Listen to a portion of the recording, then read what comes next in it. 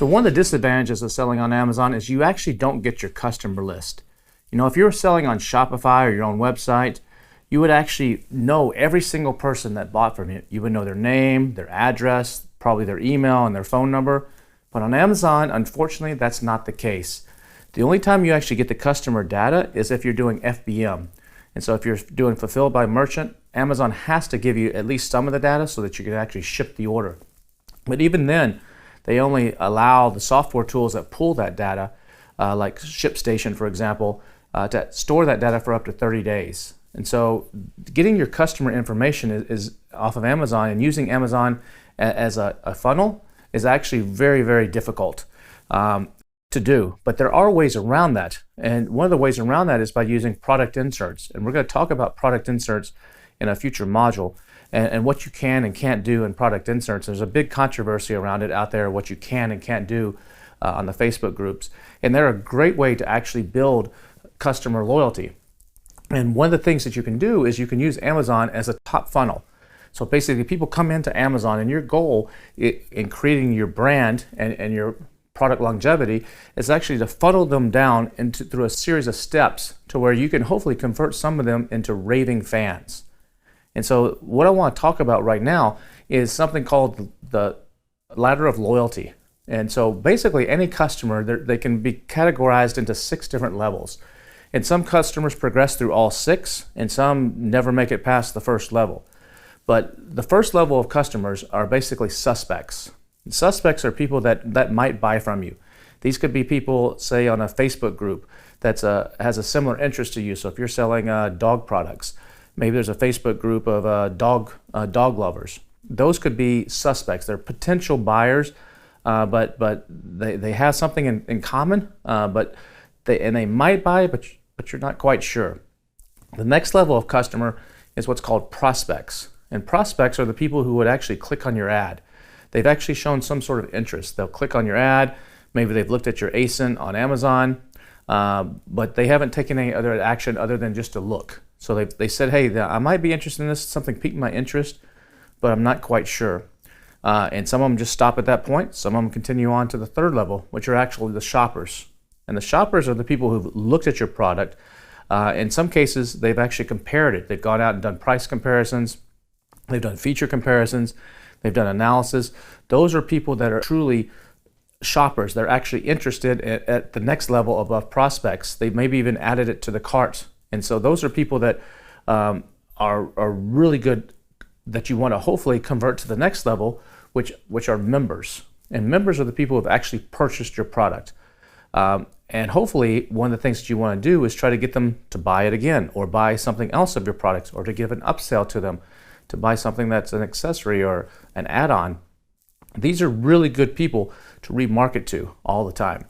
A lot of people always focus on getting new customers, and they're always like, how can we get the next customer? But a lot of times, if you can remarket to your existing customers, you can do really, really well. In fact, I have a business, one of my businesses sells calendars, and we've been doing this for 20 some odd years. And we use Amazon, we use this exact process on Amazon as a funnel.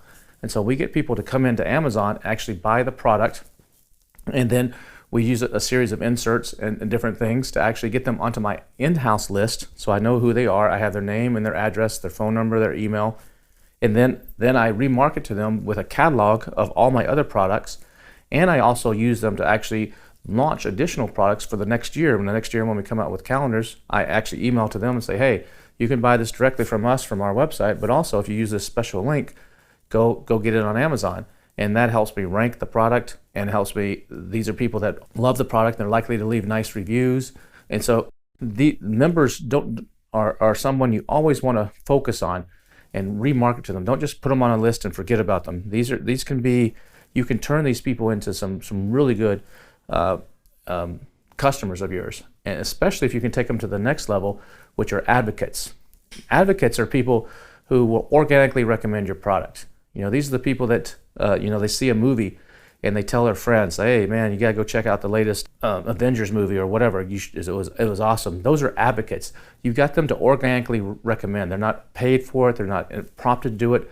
They just organically recommend it. If you can get someone to that level, they're basically influencers. So any kind of influencer, whether it be an Instagram or TikTok or something. Those can be advocates. And if you can convert members to advocates, you can do amazing things. And one of the ways you can do that is by giving them thoughtful gestures. It could be giving them something for free, or making them feel special as part of a VIP club, or giving them first access to something. Or there's a number of ways that you can convert members into advocates. But the holy grail is if you can get someone to move from an advocate to the 6th level, which is a raving fan. And a raving fan are people that will just go way out of their way to actually recommend your product. These are the perfect people that when you have a new product launch, these are people who I would get the product in their hands first. I would make sure that they are the first to get the new products, to play with them, because these people will shout your name from the mountaintops. And so if you can get people through this ladder of loyalty by using Amazon as the top of the funnel and work them through this funnel, and some of them will end up as a raving fan, you can use Amazon not only to make money, but actually to truly build your brand. And then you can do a lot of amazing stuff both on Amazon and off Amazon. Now remember, Amazon doesn't give you the names and addresses. Even if it's FBM, they won't give you the phone number or email. They just give you the actual mailing address. But there's data tools where you can reverse match and actually get phone numbers and email addresses that match to that if you want to. Or you give them some sort of reason to actually join your group. And one of the things I do with one of my dog products is it's a dog bowl. People buy the dog bowl, and what we do is in the insert is we ask them we'll give them a free gift if they'll fill out this little form. Give them a couple free treats that we send out in the mail, and they go to a website and fill out this little form. They tell us their dog's name, they tell us their dog's age, the breed, and a few other informations. And then what we do is on their dog's birthday, we make sure we send them through the mail a physical birthday card to their dog. And when they get that just is, they're like, holy cow, that's a thoughtful gesture. And they're like, wow, this company remembered my dog, didn't send it to me, sent it to my dog. And the next time they're going to start being very loyal to me and hopefully turn into a raving fan. So there's little things like that you can do by using Amazon as the top of the funnel and working them through, and you can do amazing stuff. So I hope this has helped you and given you something for thought, and we'll see you in the next module.